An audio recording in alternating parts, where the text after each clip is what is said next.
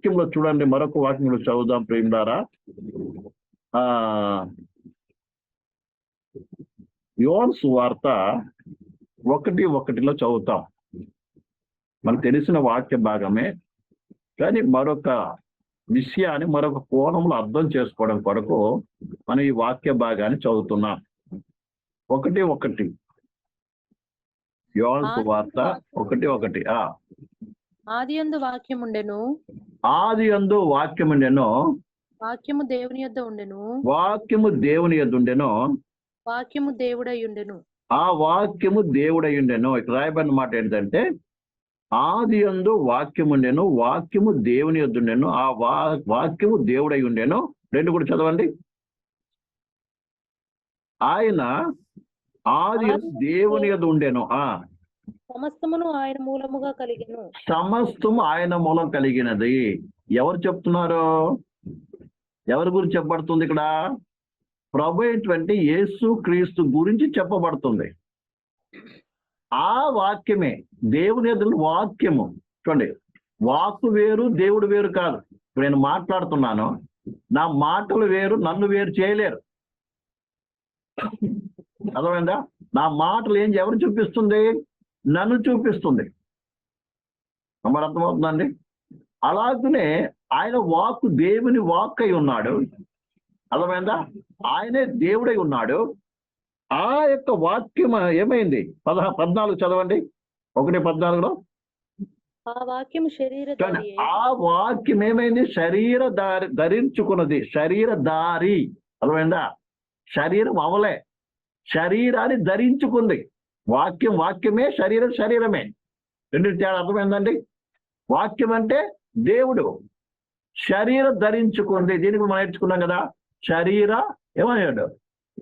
శరీరం అమర్చుకున్నాడు. అర్థమైందా? శరీరధారి అయి ఏమైందంట చదవండి. కృపా సత్య సంపూర్ణుడుగా మన మధ్య నివసించెను. చూడండి, అర్థమైందండి? చాలమ్మా. ఇక రాయబడేది ఆ వాక్యం అంటే ఆది నుంచి ఉన్నటువంటి వాక్యము, దేవుడై ఉన్న వాక్యము, దేవునితో ఉన్న వాక్యము, దేవుడై ఉన్న వాక్యము. ఉదాహరణకి నా మాటల్ని నన్ను ఏం చేయలేరు, వేరు చేయలేరు. అలాగే యేసుప్రభువు ఎవరు? దేవుడు. దేవుడు ఏమయ్యాడు? శరీరం ధరించుకున్నాడు.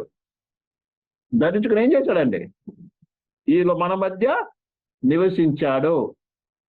అందుకే ఆయనకి పేరు ఏముందంటే, ప్రియులారా, మత్తయి సువార్త 1వ అధ్యాయము, మత్తయి సువార్త 1వ అధ్యాయము,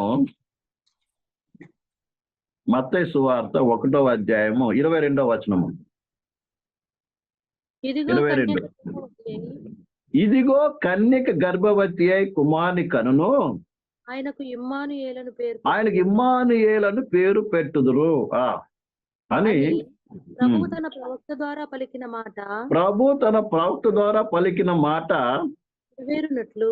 నెరవేరునట్లు ఇదంతయు జరిగెను. ఇమ్మానుయేలను పేరునకు శాంతరమున దేవుడు తోడని అర్థము. దేవుడు మనకు తోడని అర్థము. దేవుడు మనకు తోడుగా ఉన్నాడు. ఇంగ్లీష్ లో గాడ్ విత్ అస్ అంటే దేవుడు మనతో ఉన్నాడు. అంటే దేవుడు మనతో ఉన్నాడు. ఈ యేసు ప్రభు ఎవరంటే, మనతో ఉండటానికి వచ్చిన దేవుడు. మనతో ఉండడానికి వచ్చినప్పుడు ఏం చేశాడు? తన మహిమనంతా ఏం చేశాడు? ఈ యొక్క పాప శరీర ఆకారముతో ఏం చేశాడు? ఆయన కప్పుకున్నాడు, ధరించుకున్నాడు. అందుకే యేసు ప్రభు కంప్లీట్ మానవుడు, కంప్లీట్ ఏమైంది? దేవుడై ఉన్నాడు.